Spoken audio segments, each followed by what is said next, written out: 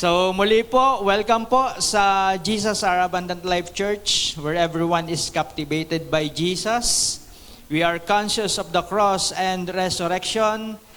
We are characterized by grace and celebrate the new covenant. Kung hindi pa po kayo nakalike at saka naka-follow sa atin, meron po tayong Facebook. Pwede rin po kayong mag-comment and like doon sa ating YouTube. Meron po tayo dyan para makita po ninyo at mapanood din ng ating mga kamag-anak na hindi pa nakakakilala sa Panginoon. Again, welcome po. Relax po kayo. Nasa series pa rin tayo ng, basahin nga po natin, maniwala tayo. Meron na ho ba tayong mga napaniwalaan during last natin? Marami tayong pinaniwalaan. At patuloy po tayo kasi may sorpresa na naman tayong ibang series next month sa July. So yun po ay, meron na bang poster na? Meron na ano po? So yun ay expository sermon about the book of Romans. Kasi marami naman tayong dapat paniwalaan ano po. So ang ating pong topic ngayon ay, pakibasa nga po, Our God is a good Father. Isang bagay, ang Creator ay God. Pero isang bagay pa rin na yung Creator ay Ama mo. Malaking bagay po yun at malaking pagkakaiba na yung makapangyarihan Diyos na may tatlong O, ano yun? Omnipotent, omniscient, at saka omnipresent, siya yung God. Pero hindi lang siya God sa atin, Father pa rin. At ang kanyang karakter, good Father. Alam niyo po, sa ating mundo, mayroong hindi na nakagisnan ang kanyang ama, maaring namatay ito. O kaya talagang hindi na nagpakita, sumakabilang bahay na. O kaya talagang wala siyang kinalikahang ama na mabuti. Pero asahan natin, mayroong isang good father na higit pa doon sa amang yon. Pwede tayong magtiwala sa realidad na yun na mayroong isang ama sa langit na lumikha ng langit ng lupa na walang ibang iniisip kundi kabutihan. Di ba napakaganda na ng foundation na yun na malaman mo dito sa ating pag-aaral na ito na hindi lamang siya manlilikha, hindi lamang siya makapangyarihan, hindi lamang niya nalalaman ang lahat ng bagay, siya pa ay Diyos o Ama nating mabuti. Ay kaya nga napaganda ho nitong topic na ito sapagkat binasa kanina sa Genesis 1:31 bilang foundation po ng ating pag-aaral. Sabi doon, God saw all that He had made and it was, sabihin nga natin, very good. Nakita wika ng Diyos na ang kanyang nilikha ay lahat ay pawang mabuti. Kasama na po dyan nung nilikhain yung tao. Kaya ikaw, sabihin mo sa katabi mo, ay mabuti. Likas kang mabuti. Since the creation, lahat ng nilikha ng Diyos ay mabuti. Sa Psalms 119 verse 68, ang sabi po dyan ay, you are good. Ano po yung good? Yung karakter ng Diyos. Sabi, you are good at yung kanyang gawa and your works are good. Maganda ang simula sa Diyos. Siya ay mabuti, kaya ang gawa ay mabuti. Kaya ang Diyos natin ay Diyos na mabuti. Kasi ngayon sa panahong ito, maraming ibinibintang sa Diyos na parang hindi sa Kanya. Merong sinasabing, sa mga may sasakyan, merong sinasabing acts of God. Na pag ang iyong sasakyan ay nabaha, acts of God yan. Yan ay bibigyan ka ng insurance ng mga kategory kung paano ka magkiklaim ng insurance. Kapag nalindol, acts of God yan. Kapag marami po ang ibinibintang sa Diyos na parang ang Diyos ay hindi mabuti. Na parang ang Diyos ay mapagparusang Diyos. Na ang Diyos ay para bang siya ang gumagawa ng masama. Pero hindi mo pinagbibintangan yung diablo na talagang sobrang sama. Amen? Hindi siya sabi, ay talagang ito'y bigay sa akin. Kahit nga sakit minsan, kahit Kristiyano, tinatanggap niya yung sakit ay galing sa Diyos. So mali po yung pananaw niya. Kaya dito po sa pag-aaral natin, makikita natin dito na ang Diyos ay purong-purong mabuti at walang nagbubuhat sa Kanya na masama. Amen? Pwede ba natin palakpakan ang Diyos? Walang manggagaling na masama sa ating Ama. Ay, Ama natin eh. Mamaya makikita natin yung ama doon sa sanlibutan o yung mga makasalanang ama, mabubuti pa rin eh. Pero ito pa kayang ama na lumikha ng lahat ng bagay ang hindi maging mabuting ama sa atin. Awit 145 verse 9, sabihin nga po natin, siya ay mabuti, ang Diyos ay mabuti, at kahit kanino'y siya ay hindi nagtatangi. Sa kanyang nilikha, pagkalinga niya ay mamamalagi. Napakaganda ho nito. Siya ay mabuti, kahit sino, hindi ka itatangi. Sa kanyang nilikha, pagkalinga niya ay mamamalagi. Alam mo ba niyo yung salitang kalinga? Yung tender kindness, loving kindness ng Diyos. Yung kalinga, ang kalinga na, ang sabi doon ay hindi mawawala. Minsan, pag umiidad ka na, humahanap ka ng kalinga. Minsan, paano kaya pag ako'y tumanda na? Sino ang kakalinga sa akin? Sino ang mag-aalaga sa akin? Sinong mag-aaruga sa akin? Sinong magpapainom ng gamot sa akin? Sa kanyang nilikha, sabi doon, pagkalinga niya ay mamamalagi. Pwede bang panampalatayanan mo ngayon? Sabihin mo, hige, palakpakan po natin ng Diyos. Sabihin, angkinin po natin yan. Ang kalinga ng Diyos sa akin ay mamamalagi. Kasi ang tao po, kailangan ng kalinga. Tama ho ba? Sinong ayaw ng kalinga? Taas ang kamay. O, merong isang nagtaas. Ako. Lahat tayo nangangailangan ng kalinga. Tama ho ba? Nangangailangan tayo ng kindness. Nangangailangan tayo tumanggap ng goodness. Nangangailangan tayo tumanggap ng mercy. Yun po ang kalinga eh.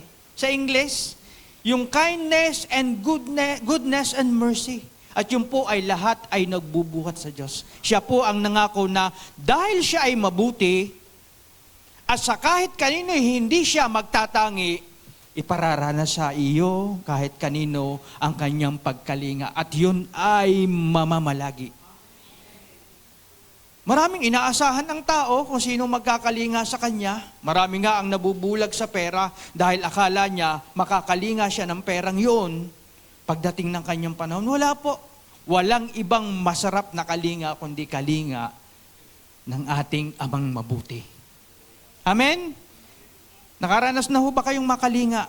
Nakaranas na ba kayong makaranas ng goodness? Diyos po ang magbibigay sa atin yan. Kung ang tao ay hindi kayang magbigay, may Diyos na nagbibigay at nangako. Makikita ho natin mamaya yan. Kasi since the creation, pag tiningnan mo yung creation, makikita mo na yung goodness ng Diyos. Ito ay yung pagbibigay pa lang niya ng regalo ng buhay. Pero yun, hindi lamang tayo naman ang sinusustain ng ating Diyos. Pati yung maya sa plaza na umiipot doon, sinusustain pa rin ng Panginoon lahat yun eh. Kaya nga yung ipot doon, sustenance ng Lord yun eh, na hindi nagkukulang eh. Tama ho ba? Kaya maraming ipot kasi nagpo-provide ang Panginoon sa kanila. And how much more sa atin ng mga anak na tayo ay bibigyan. Since the creation, hindi nagkulang ng kabutihan ng Diyos. Hindi lamang nilikha, hindi ka lamang binigyan ng buhay, yung lahat ng kanyang nilikha, sinusustain pa niya. Bunga ng kanyang kabutihan. Yung continuous provision, sabi nila wala na daw pananim dito sa Batangas City. Bakit nakakakain pa yung mga lahat ng ibon? Di ba? Kita niyo yung sustenance ng Panginoon, hindi nauubos. Laging may ayuda ang Diyos. Amen? Laging may provision kasi ikaw ay buhay, binigyan ka ng buhay. At pag binigyan ka ng buhay, God will provide. Amen? Isang kasigurado nun, kasi siya ay mabuti. Alam nga namang nilikha ka, pagkatapos ikaw ay pababayaan. Hindi mabuting yun. Merong mga magulang na basta ka lang binuo, pagkatapos ay ikaw ay pinabayaan na, iniwan na, ang iba pa nga ay inaabandon na. Hindi po ganun ang ating Ama.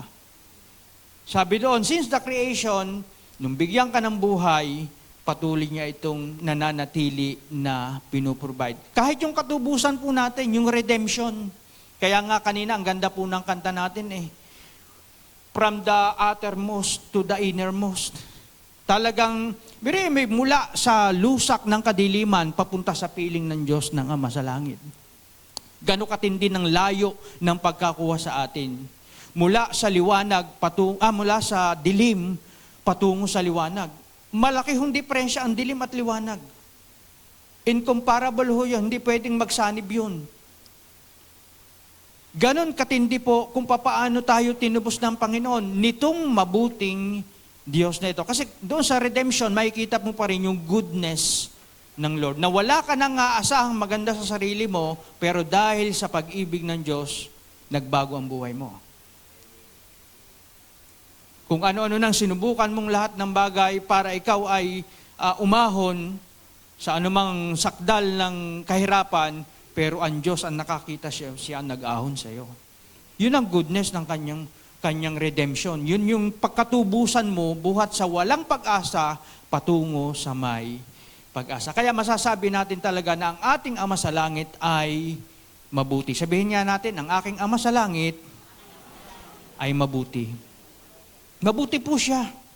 Kaya yung lahat ng ating kapatawaran, lahat ng pagpapasensya sa atin, yung mercy, yung lahat na dapat sana'y parusahan tayo na paltan ng goodness ni Lord doon sa redemption. Napalitan po. Nung early 2000, merong kinanta si Don Mowin na pag sinabi mong, God is good. Oh, ay, sanay pa si Pastor. Nabuhay siya ng year 2000 era. Di ba? Di ba? Pag sinabi, basta marinig mo lang yun sa church, God is good. And all the time. Oh, ganon. Kumanta si ng God is good. Pero in reality, talagang totoo po siya. Na God is good all the time. Kita na natin yung history ng Kanya. Kasi saan kayo magpapagamot kapag may track record na halimbawa, magpapa-opera ka ng magpapaalis ka halimbawa ng atay. Magpapa-opera ka ng atay eh. Saan ka magpapa-opera? Doon sa 1,000 na ang na-opera? O doon sa una pa lang magpapa-opera? Doon sa unang doktor pa lang na mag-o-opera? Saan ka pupunta? Doon sa marami nang na-opera? Na malaki ang survival rate ng pasyente? O doon sa iisa pa, nag-50-50 pa, nakomatos pa? Saan ka magpapapera? Tanong na matino. Doon sa dalubhasa. Dito din sa atin, pagdating sa pagiging mabuti, dalubhasa ang Diyos. Mula creation hanggang redemption, naging mabuti ang Diyos. Kaya saan ka magtitiwala pagdating sa kabutihan? Di sa Diyos. Saan ka magtitiwala? Sa tao o sa Diyos?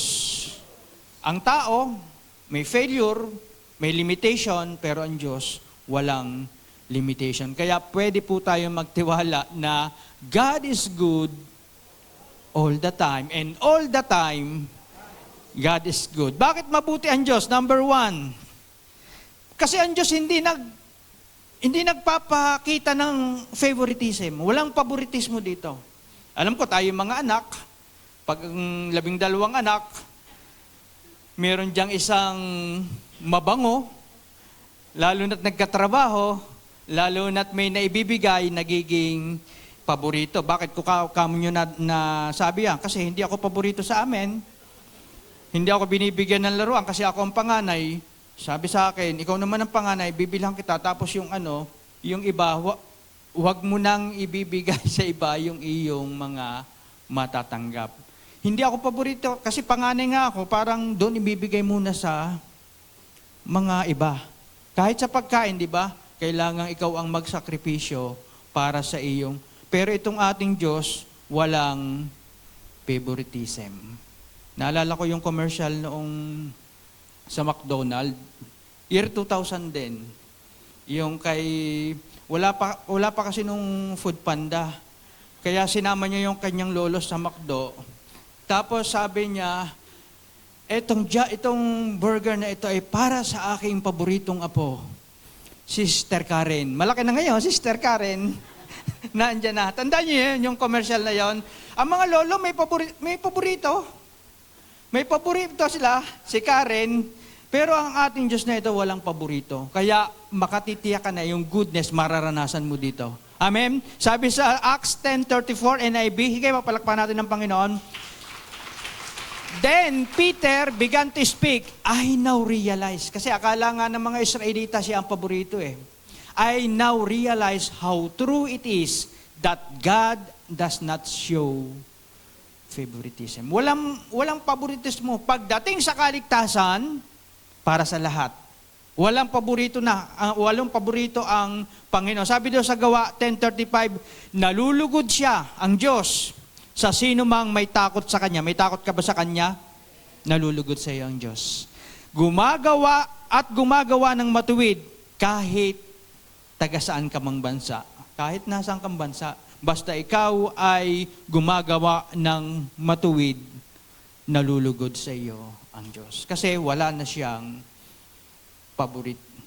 Wala nang favorite. Wala nang favoritismo. Wala nang itinatangi ang Diyos. Maganda bang katangian ng Diyos na hindi siya nagtatangi ng tao? Maganda po yun. Kasi ang salvation, kaya hindi siya nagtatangi, ibinigay na ninyo ng libre. Wala kang pwedeng maipagmamalaki na natanggap ko yung kaligtasan, kaya ako'y magiging paborito ng Panginoon. Kasi ang sabi doon, ang kaligtasan ay ibinigay sa atin ng walang bayad, by grace. Tatanggapin mo ng by faith. Kaya wala kang na-earn, walang gawa, walang amount of works para ito'y matanggap mo at sasabihin mo, Lord, kailangan ako ang iyong paborito. Kasi ang salvation ay biyaya ng Diyos. Walang bayad, buhat sa Kanya. Hindi ito nagbubuhat sa atin. Kaya walang favoritismo. Hindi keso ikaw ay anuman ang ginagawa mo, ay paborito ka ng Panginoon. Kaya ikaw man tumatayo sa una o ikaw ay naglalampaso dyan, walang favorite ang Panginoon. Lahat tayo ay favorite ng ating Panginoon. So, meron tayong, dahil wala siyang favoritismo, meron tayong equal opportunity para malaman o makilala siya. Saan paraan po? Sa pamamagitan ng salita ng Diyos. Dahil wala siyang ititreat ko muna itong isang ito para makilala niya ako ng husay. Iba ang trato ko dito. Ito ilagay kong kasama sa aking mga sidekick. Hindi po. Meron tayong equal opportunity para malaman natin siya at makilala natin siya sa pamamagitan ng salita ng Diyos. Fair ba yun? Fair ho ba yun?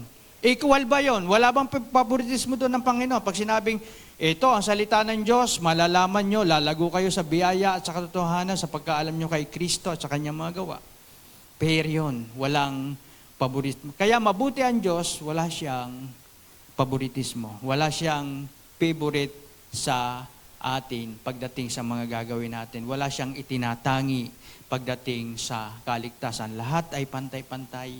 Lahat ay minamahal tayo. Kasi sabi doon, ang sukatan ng pagmamahal ng Diyos sa atin ay hindi ang iyong gawa. Ang sukatan ng pagmamahal ng Diyos sa atin ay kung gaano niya kamahal si Kristo. Ulitin ko po, ang sukatan ng pagmamahal sa iyo, sa atin, ng Diyos, ay kung gaano niya kamahal si Kristo. Malaki ho ba yun? Malaki yun. Basahin ho natin sa Juan 17:23. Ako'y nasa kanila, wika ni Jesus, at ikaw ay nasa akin upang lubusan silang maging isa. Dahil dito makikilala ng mga tao sa daigdig na isinugo mo ako. At sila'y, minamahal mo katulad ng pagmamahal mo sa akin. Sabi ni Jesus, sinusugo ko siya sa daigdig. At ang pagmamahal mo, wika, ay katulad ng pagmamahal mo sa akin. Maganda ho bang balita na ang Diyos ay walang favoritism at ang pagmamahal sa iyo ng Diyos, parehas at katulad. Yung degree, yung lalim, yung lawak ng pagmamahal sa atin ng Diyos, parehas lamang ng pagmamahal niya sa kanyang anak na si Jesus.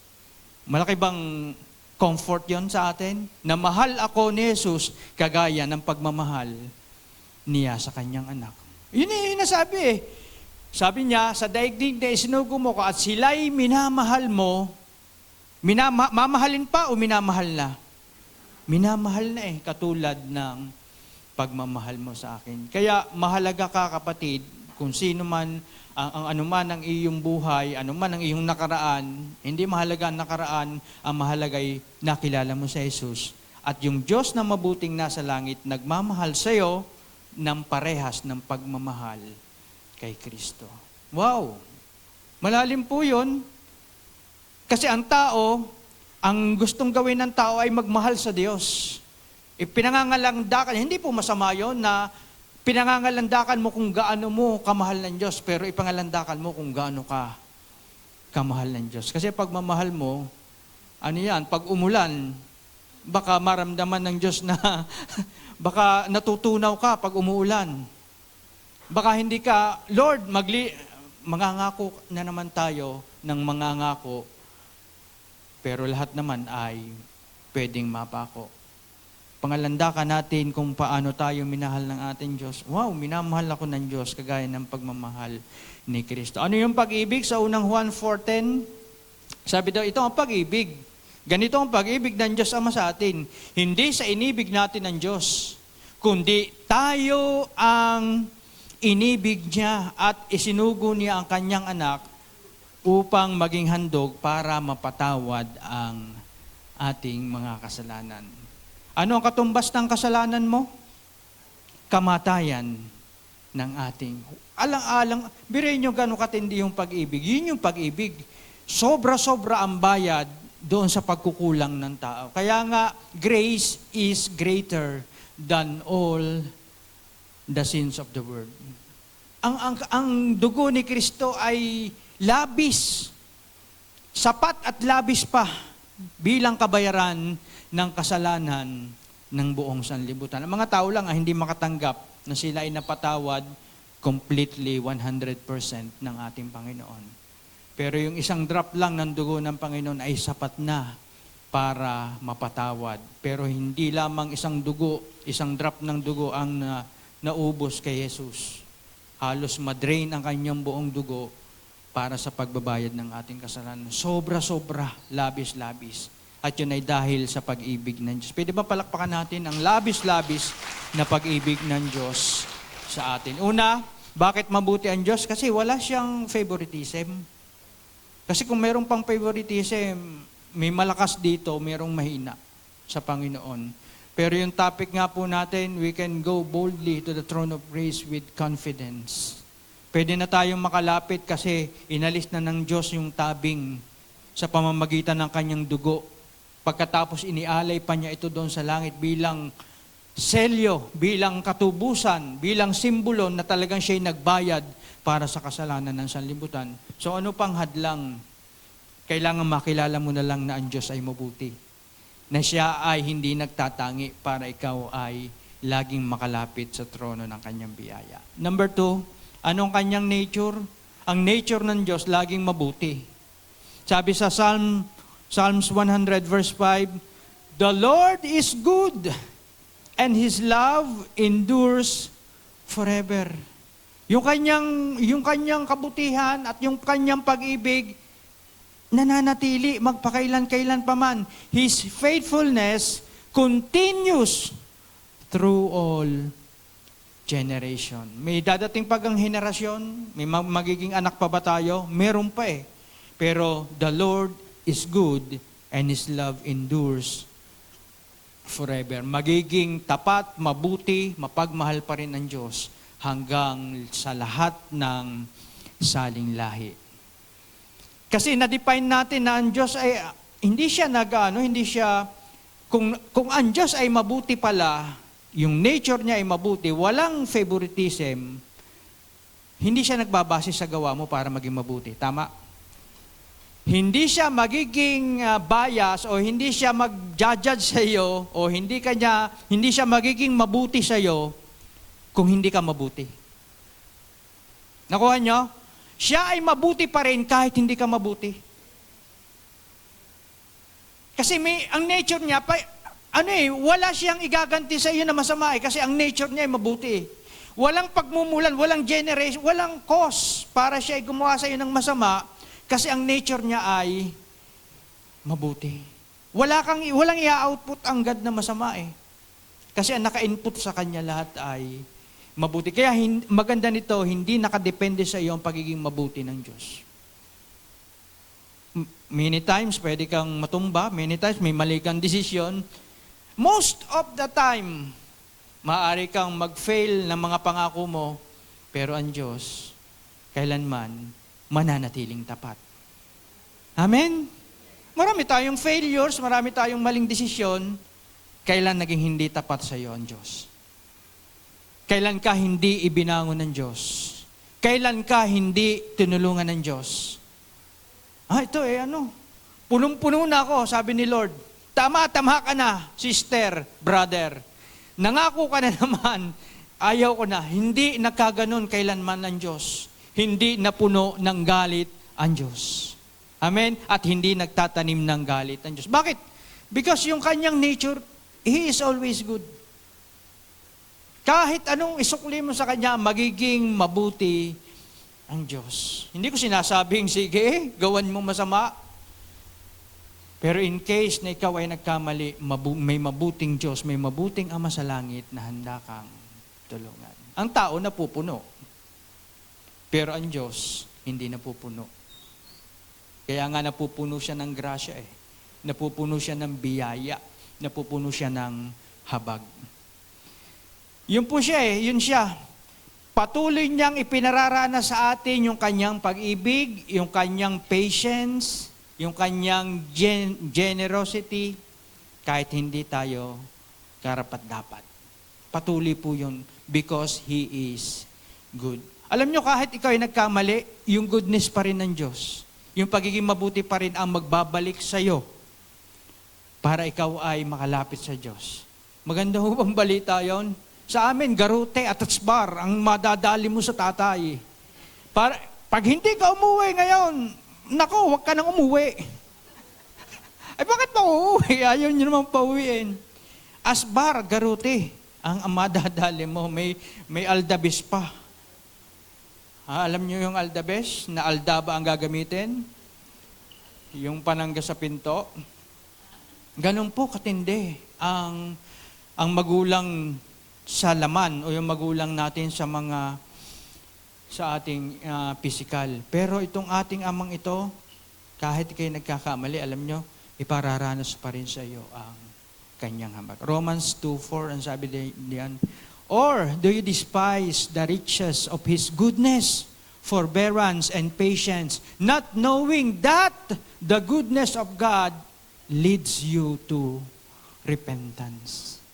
Iyo ba ikang hinahamak ang kayamanan ng kanyang kabutihan, ang kanyang pagtitiis, ang kanyang pasensya sa iyo? Hindi mo ba alam na yung kanyang pag-ibig, yung kanyang goodness ang magbabalik loob pa rin sa iyo papunta sa Kanya? Kaya pinsan, nadadapa ka, pero sa halip na nakamalasan ang maramdaman mo, pag-ibig at biyaya at habag pa rin ang pinararanasan ng Panginoon. Karapat dapat ka bang parusahan dahil kayo nagkamali?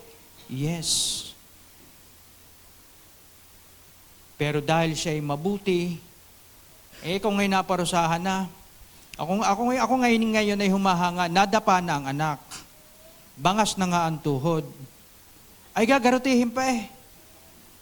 Ano kang tawag sa mga magulang ngayon? Di kay salbahe talaga.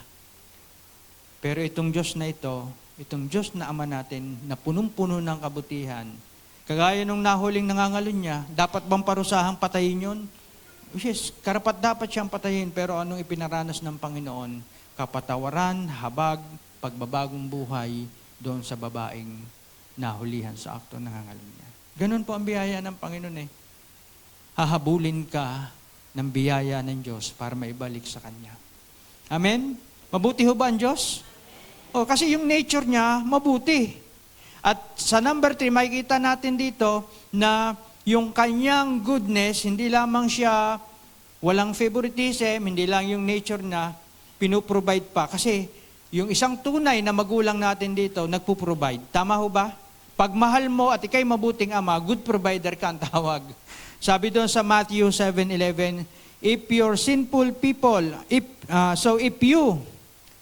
people know how to give good gifts to your children, how much more will your heavenly Father give good gifts to those who ask Him. Ayun nga mga magulang daw wika natin na makasalanan, nagbibigay ng mga mabubuting regalo at mabubuting bagay sa kanyang mga anak o kung kahit kanino. How much more, sabi doon. Ano pa kaya ang kalooban ng ating Diyos na naroroon sa langit na alam niya ang pinakamabuti, hindi lamang niya alam, kaya pa niyang gumawa ng mabuti ang hindi magbibigay doon sa mga humihingi sa Kanya. So ano na lang kulang, hingi ka na lang doon sa iyong Ama. Huwag ka na mangupit.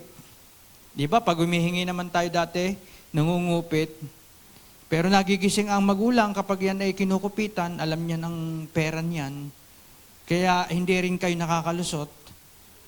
Akala nyo lamang, hindi bilang yan, pati barya. Pero sa biyaya ng sabi doon, kung ang inyong mga magulang nagpo-provide ng lahat ng pangangailangan, everyday provision, pinoprovide ng iyong mga magulang na makasalanan o nagkakasala, how much more yung ating Ama sa langit. Ano? Ganon katindi. Alam niyo yung everyday provision, hindi lamang yung physical needs natin ang pinoprovide ng Panginoon, yung iyong emotional needs, pinoprovide din, yung mental health mo, yung pagiging matatag mo, yung pagiging maayos mo sa pagharap sa tao, dahil ikaw ay maraming taong kinakaharap, yan ay strength from the Lord. Yan ay biyaya ng Panginoon. Yung ikay bumangon sa umaga na walang sakit, everyday provision po yan. Maraming hindi na nakakabangon, maraming hindi na nagigising. Pero itong Ama natin sa langit, biruin nyo, hindi lamang linggo-linggo. Kung linggo-linggo kaya ang provision ng Panginoon, baka pwede tayong magreklamo, ano? Pero araw-araw, minuto, nagpo-provide ang Panginoon. Nagpo-provide ho ba sa inyo ang Panginoon? Isa gagandan yung iyan at sa pupugi. Alam nyo ho, pag nakita mo yung kabutihan ng Diyos noon, ngayon, ikukumpara mo yung buhay noon, ngayon, napakapalad ng mga tao ngayon. Noong una, bago ka makainom pag ikaw ay papasok sa eskwelahan, magbabaon ka ng tubig. Alam nyo kung saan nakalagay yung tubig, kung ano yung baonan ng tubig namin noon? Yung bote ng ketchup na bote. UFC. Minsan, Papa Ketchup. Meron pa bang Papa Ketchup? Pero ngayon, tingnan nyo lalagyan nyo, naka-aqua flask. Hindi ba mabuti ang Diyos? Hindi ba mabuti ang Diyos? Dati, umiinom kayo ng latak ng kape. Dahil galpong ang inyong iniinom, pero ngayon, naka-star. Star ano? Starbucks. Dati, tubal ang damit. Ngayon, naka-tribal. Di ba't kayo binihiyaan ng Panginoon? Alam niyo yung salitang tubal, yung pong yung hindi lang madumi, mabaho pa. Yung amoy ay naka-tribal ngayon, yung dating tubalin. Yan ay biyaya ng Panginoon. Yan everyday provision. Kaya wala po tayong may pagmamalaki sa Lord.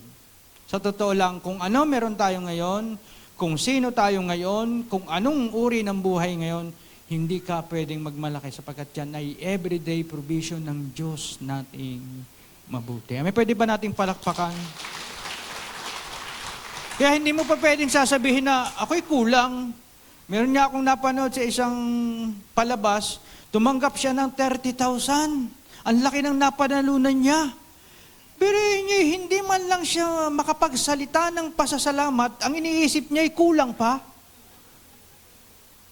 Kulang pa yung natanggap niya. Sa totoo lang, kung ikaw talaga ay walang gratitude o hindi ka mapagpasalamat, hindi ka talaga magpapasalamat kasi hindi mapupunan ng mga bagay yung kakulangan sa iyo. Pero bilang mga Kristiyano, nagpapasalamat ka hindi dahil nasa iyong lahat, kundi kung ano ang meron ka. Kung anong meron ka, pasalamatan mo ang Diyos. Amen? Ganon tayo, nagpapasalamat tayo dahil ang Diyos ay nagpo-provide every day. Kita nyo sa Israel, nung sila ay nagtatravel, nung sila ay galing sa Ehipto, araw-araw, sinusustain ng Panginoon. Tubig, araw, lahat ng pangangailangan ng mga Israelita, papasok doon sa lupang pangako. Meron laging provision ng Panginoon. Kaya araw-araw may everyday provision ng mabuting Diyos natin. Tandaan natin na ang pagiging mabuti ng Diyos ay dahil ikaw ay pinuprovide niya resulta ng kanyang nature na siya ay laging mabuti. Ito po ang maganda, may pangako sa Philippians 4:19. And my God will meet all your needs according to the riches of His glory in Christ Jesus. Nangangailangan ho ba tayo? Sino dito ang may mga pangangailangan pa? Nangangailangan. Tingnan niyo yung sabi dyan, and my God will meet all your needs. May maganda hong prinsipyo dyan. Pag may pangangailangan ka, halimbawa, nasa iyo, may pangangailangan ka, bitawan mo. Kasi may meeting eh. And my God, pag binitawhan mo yan, and my God will meet. Lord, sabi, Lord, may pangangailangan ako tuition ng anak ko. Pangangailangan po yun. Or anything, Lord, may problema po ako, needs din yan. Pag binitawhan mo yan, nanalangin ka, my God will meet all your needs. Bitawhan mo lang. Sabihin mo, Lord, ito po ang aking pangangailangan. Pailanlangin mo. Ano ba yun? Paliparin mo yung needs mo. Iparinig mo sa Kanya. And my God will meet, hindi kaunting needs, all your needs. At yun po ay according to the riches of His glory in Christ Jesus. Marami po kasing ginagawa ang tao na paraan bago lumapit sa Diyos. Marami siyang hakbang, marami siyang diskarte, marami siyang mga kaibigan, amigo, amiga. Nandyan si Mr. Singh, nandyan si yung Bombay, nandyan yung 5-6, nandyan, basta marami siyang diskarte. Nandyan si Kumare. Lalo ngayon, may group chat. So, pwede mo nang sabihan, ito po ang ano. Pero once na kailangan mo, may pangangailangan ka, pailan lang mo sa Diyos. Nangako siya, my God will meet all your needs. Hindi po ito patungkol sa anumang mga bagay. Ang pinag-uusapan po dyan, dahil naging mabuti ang mga taga-Pilipos na si Apostol Pablo tinutulungan nila financially. Sabi naman, ang sukli naman sa inyo ng Diyos, my God will meet all your needs. Hindi lamang financial, pati yung lahat ng pangangailangan nyo, isusupply ng ating Panginoon. May pangangailangan ka, kapatid, huwag ka nang magpa-dalos-dalos pa. Lumapit ka na agad sa Diyos. Ilapit mo. At yan ay agad-agad. Laging may sagot. Laging may solusyon ng Diyos. Alam niyo yung nag-meet, yung pangangailangan mo, doon sa biyaya ng Diyos, magmi-meeting silang dalawa. Yung pangangailangan mo, tsaka yung biyaya ng Diyos nag-meeting. And He will supply all your needs. Sa panahong ito, hindi naman ang kulang ay ang pagkain. Hindi ang kulang ay kung anumang pinansyal. Ang kulang ay ang tamang pagkaunawa na ang Diyos ay mabuti. Kahit saan kang panahon, kahit saan kang lugar, Amerika man yan, Europe man yan, parehas pa rin ang Diyos. Amen? Kaya ka pa rin niyang i-provide yung lahat mong mga pangangailangan. Kasi hindi naman siya Diyos na nagbabago. Siya ay ang nature ni mabuti sa lahat ng generation. So kung member ka ng lahat ng generation, di lahat mararanasan ang kabutihan ng Diyos. Amen? My God will meet all your needs. Pwede ka nang magsambit, kaibigan, kung may pangangailangan ka. Anumang matinding pangangailangan mo, may Diyos na mabuti na pwede mong sabihan ng iyong pangangailangan. Malaki man yan, maliit man yan, simple sa amin, malaki sa iyo, lahat kayang tugunin ng ating Panginoon. Number 4, ito, dahil siya ay mabuti, ayaw ng Diyos na ikaw ay nag-aalinlangan. Ayaw ng Diyos na ikaw ay nababalisa. Ayaw ng Diyos na ikaw ay nagwo-worried. God does not want us to be troubled. God does not want us to be worried. Sabi sa John 14:1 and 2, do not let your heart be troubled. Believe in God. Believe also in me. Sabi ni Jesus, huwag kayong maglumihanan. So ayaw pala ng Diyos na ikaw ay nai-stress. Ayaw ng Diyos na ikaw ay merong anxiety. Ayaw ng Diyos na ikaw ay mayroong depression. Ayaw ng Diyos na ikaw ay may mental health issues. Ayaw ng Diyos na ikaw ay nagpa-panic attack. Ayaw ng Diyos na ikaw ay yung nangangatal dahil meron kang timeline na kailangan tapusin. Kaya, di ba, kaya naman nai-stress, meron kang mga errand na dapat mong ayusin na hindi mo maayos, nangangatal ka, nagpa-panic ka. Tapos pag yung anxiety, yung stress, nadagdagan, nagiging anxiety, nagiging mahabang panahon na ikaw ay lagi ng parang matatae, maiihi. Tapos nagiging chronic na, nagiging depression na. Lagi nang mataas ang iyong cortisol, ang iyong stress level, at nagbubunga ng iba't ibang uri ng sakit at karamdaman. Meron tayong mabuting Diyos. Ang sabi ng mabuting Diyos natin, do not let your heart be troubled. Believe in God, believe also in me. Anong gagawin mo para wag kang matroubled? Believe. Pag sinabing believe, may ginawa ka, wala. Nagtiwala ka sa Kanya na merong gagawing mabuti sa iyo ang Diyos. Nagtiwala ka sa Kanya na iaahon Kanya dito sa mabigat na sitwasyong ito. Nagtiwala ka sa Kanya na merong maganda despite na mahirap na sitwasyon. Tama ho ba? Si Elijah, tandaan niyo yung si Propeta Elias, nung panahon na siya naglilingkod, nabalitan na siya ay papatay ni Jezebel. So siya ay nagtakbo na. At ang kanyang paniwala, siya ay nag-iisa na. Sabi niya kay Lord, Lord, kunin mo na ako. Gusto ko nang mamatay. Kasi nakita niya sa sarili niya na siya ay nag-iisa na lamang. Na wala siyang kasama. Na lahat, binatay na ni Jezebel yung lahat ng propeta. Na-depress ang mama. Nagkameron ng stress. Nagkameron ng anxiety. Sabi, mas magaling pa ika na ako kuhanin mo na. Pero anong ginawa ng Panginoon? Pinakitaan siya ng goodness ng Panginoon. Pinadalan siya ng anghel ng Panginoon, binigyan ng tubig habang siya ay natutulog sa ilalim ng puno, binigyan ng kapahingahan. Alam niyo, ang tulog, napakahalaga.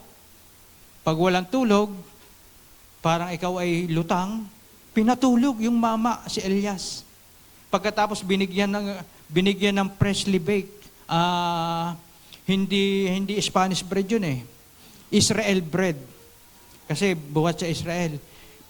Nung makakain, sabi ni, alam niyo po, kaya naman ako nagkakaganito kasi namatay na yung lahat ng mga. Hindi mo ba alam, Wika, na mayroong pang higit 700 doon sa Israel na mabubuti na pwede kang makasama? Ba'y nabuhayan uli ang mama? Nag-ano lang siya ng sentimiento. Yung palang nadidepress at saka yung nai-stress, kailangan mong pakinggan lang.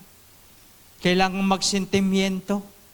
Alam niyo yung sentimiento? Yung sinasabi, yung kabigatan niya sa kanyang sarili. Kaya kung may nag-share sa inyo ng sentimiento, pakinggan natin. Maging sensible tayo, kasi hindi laging nakikita yung pinagdaraanan ng tao. Minsan hindi nakikita, minsan yung utak ay punong-puno na. Hirap na sa kalooban. Pagdating po dito, realidad po na talagang ang pakikipaglaban natin ay nasa isip. At tama ho ba yun? The battle is in the mind. Na pag ikaw ay walang nasasabihan at wala kang kaibigan, wala kang cell group, na masabihan ng mga kabigatan mo ay talagang sasarilinin mo ito, at yun nangyari sa mama. Sabi niya, mas gusto ko pa ikang ako'y mamatay na. Mas gusto ko pang ako'y mawala na sa mundong ito. Sa tindi nung kabigatang pinagdadaanan ni Elias. Pero nung siya ay nakapagsentimento sa Panginoon, nasabi niya na siya naman ay may mga kasama pa, nakita uli niya yung purpose ng kanyang buhay, yung pagkatawag. Lahat ba tayo dumadaan sa stress? Lahat ba tayo may pakikipaglaban sa ating isipan? Lahat ba may posible na parang ako'y nanghihina? Parang gusto ko lang umiyak. Parang ako'y punong-puno na. Sino nakakaranas noon? Oo, totoo yan. Hindi lahat ng nasasaktan, Ito ang matindi. Hindi lahat ng nasasaktan at nahihirapan humihingi ng tulong. Minsan itinatago pa. Kaya lalong nabibigatan kasi hindi niya na-share, hindi niya nasasabi. Buti, nagpadala ng anghel ang Panginoon, kinausap, ano bang sentimiento mo? Sabihin mo nga sa katabi, ano bang sentimiento mo? Pag-usapan natin. Mahalaga po yan na meron kang nakakausap. Kasi mahirap, dumating ang panahon na ang kausap mo na ay sarili mo. Nakuha ho ninyo? Dahil wala kang makausap, sarili mo na ang kinakausap mo, delikado na ho yan. Ang utak ay may kakayanang makipag-usap sa sarili. Sabi doon, pero temporary lang po yan. Minsan po yung simple mong pangungumusta, pakikinig, o ilang salita ng encouragement doon sa katabi natin, o yung nandiyan dyan, baka may pinagdadaanan. Malaking bagay na po yun at nakatutulong higit pa sa inaakala natin. Amen? Yung simpleng tapik, kumusta ka na, kapatid? Kasi hindi mo alam yung pinagdaanan niya. Hindi mo alam yung kanyang kinakaharap na kabigatan sa mga kapanahon. Pero dahil may Diyos tayong mabuti, nagtatanong, nakikitalimitam, kumusta ka na, ano bang problema mo? Sabi kay Elias, ano bang problema mo? Kasi nag-ano ng sentimiento. Pwede po tayong magbigayan ng sentimiento. We can trust God in hard times kahit meron kang pinagdadaanan because God is perfectly good.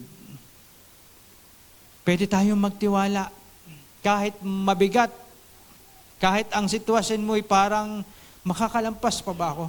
Alam nyo, pwedeng piliing maging masaya sa bawat araw, pero ang tanong ko, paano kung wala kang mapiling masaya sa isang araw?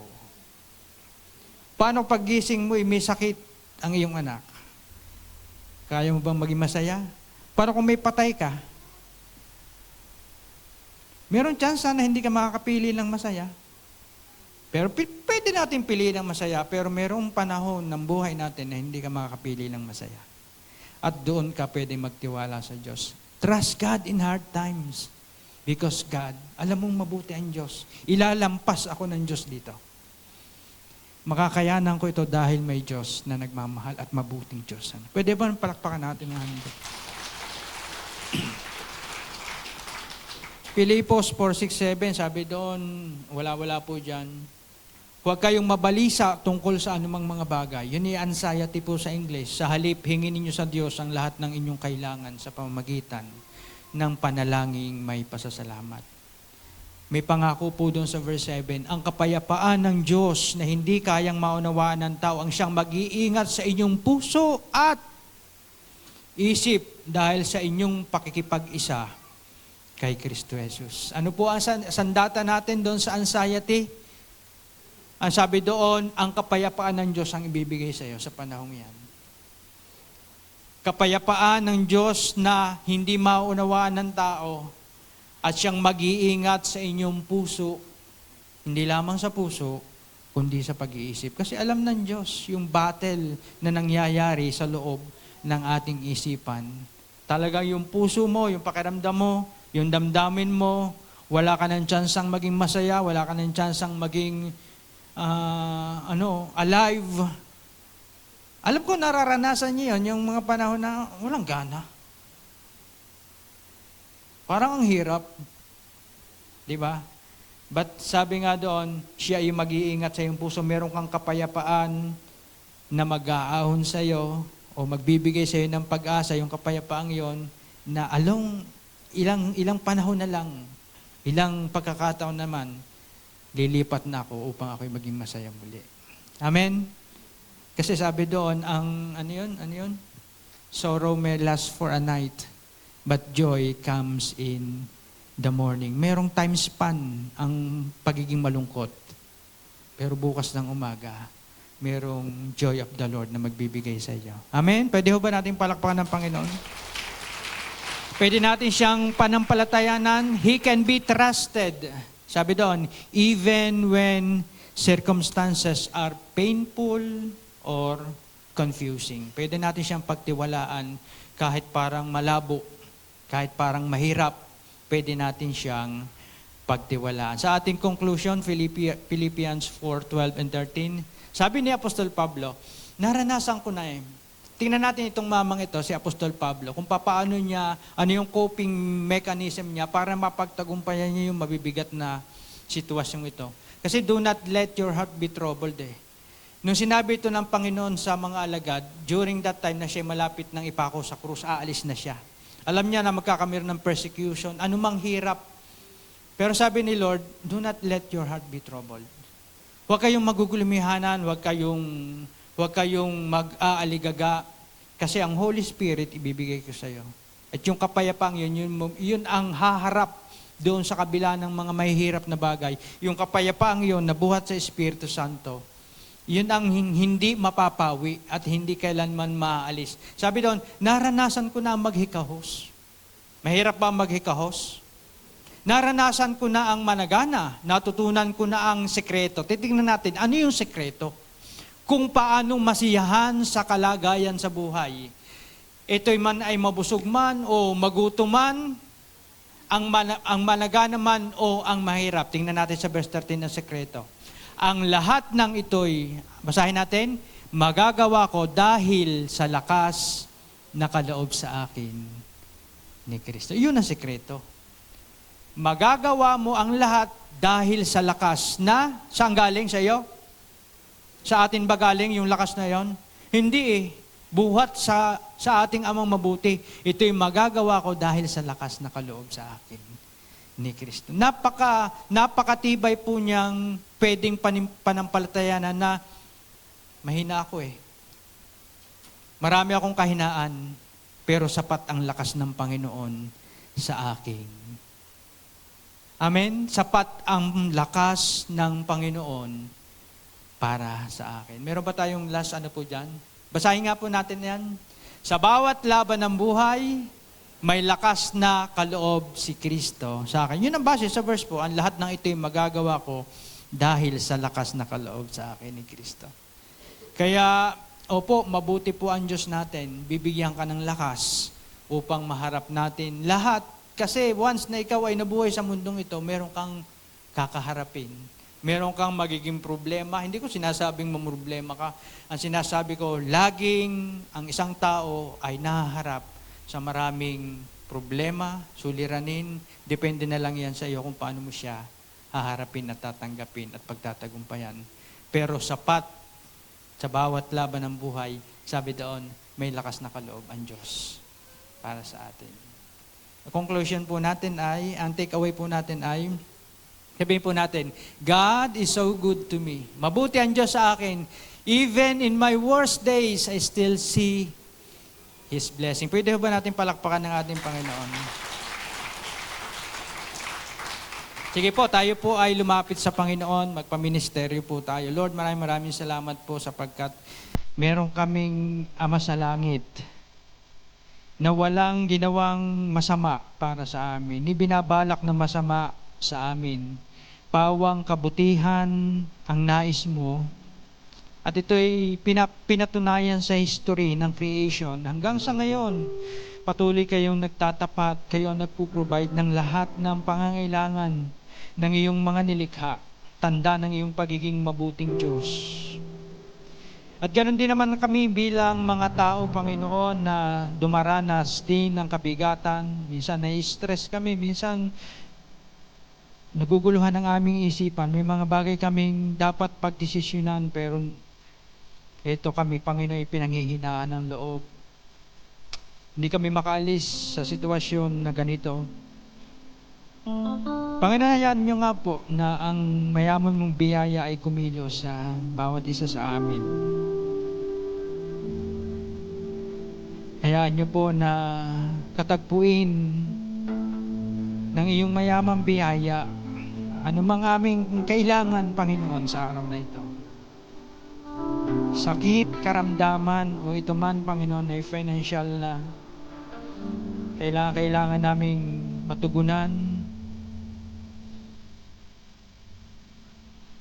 Lord, hindi po kayo madamot para ipagkait ang mga mabubuting bagay.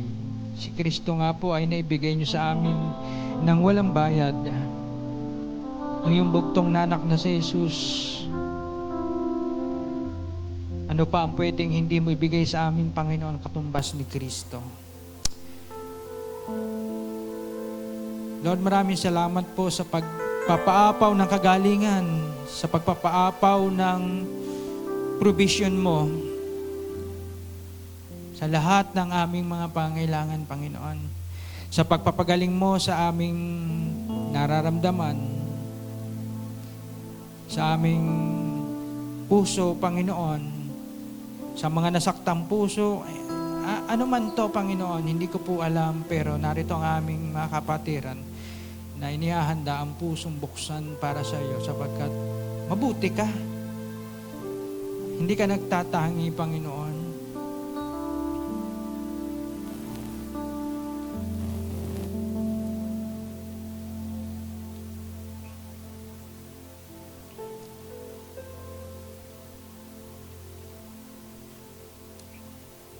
Minsan napapagod kami, Panginoon.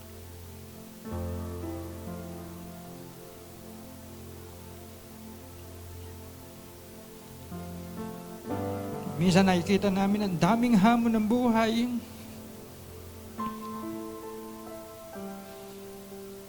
Napupuno kami ng problema sapagkat nakakalimutan naming ibigay sa iyo, O Diyos. Inaantay pa namin na kami ay mapuno.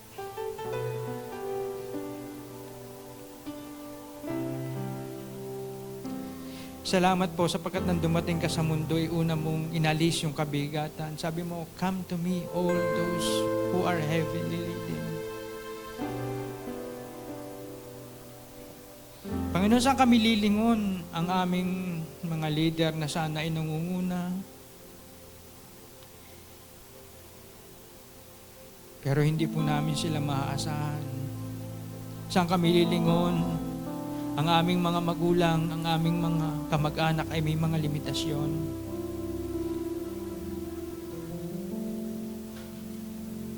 Tunay na kami ay sa iyo lamang umaasa, O Diyos. Sa iyong kahabagan, sa iyong biyaya, sa iyong pagmamahal, sa iyong pag-ibig, na sa amin ay nagpapalakas, nag-i-encourage, nagbibigay ng panibagong sigla upang makalakad muli, makaharap sa maraming laban ng buhay. Sapagkat kung sa aming mga sarili, Panginoon, wala kaming magagawa. Pero salamat sa bawat lakas, sa bawat hamon, sapat ang iyong biyaya, O Diyos, sapat ang iyong lakas upang kami ay bumangon sa bawat umaga, harapin ang buhay ng may pasasalamat sapagkat kami ay may Diyos, sapagkat kami may Ama sa langit na mabuti na nagmamahal sa amin. Maraming salamat po for encouraging each and every one of us. Salamat po sapagkat kayo ang handang saklolo. Salamat po kami ay may tagapagtanggol. Salamat po meron kaming sumbungan. Salamat po sapagkat kayo ay dakilang saserdote na nakikinig ng lahat ng aming mga hinaing. Salamat po sapagkat kayo ay aming advocate. Salamat po sapagkat kayo namamagitan, nagsusumbong sa Ama ng aming bawat sinasabi sa inyo. Maraming salamat, Panginoong Yesus. Salamat po sa inyong katapatan ng pagiging mabuti sa lahat ng panahon. At sa lahat ng pagkakataon, mananatili po kayong mabuti. Pinupuri po namin kayo, pinasasalamatan. Salamat sa sagot, salamat sa tugon. Salamat po sa iyong kabutihan. Sa pangalan ni Jesus. Amen. Tayo po'y magkukomunyon.